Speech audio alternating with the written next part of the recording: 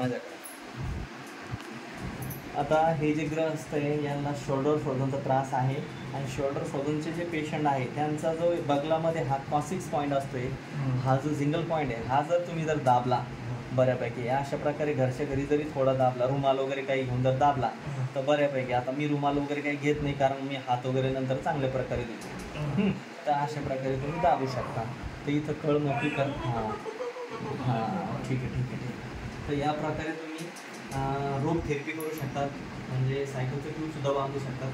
आणि हे ट्यूब बांधल्यावर जर पेशंटला चांगल्यापैकी रिझल्ट आला, म्हणजे माझ्यापर्यंत येईपर्यंत शोल्डर फ्रोझनचा त्रास मिनिमम कमी होईल आणि त्या वेदना त्यांना असहाय्य होणाऱ्या वेदना कमी होऊन जातील. All the best.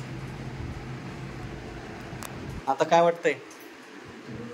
किती? 60% बरं वाटतंय? पक्क? कमी बोलतोय म्हणून? ठीक आहे.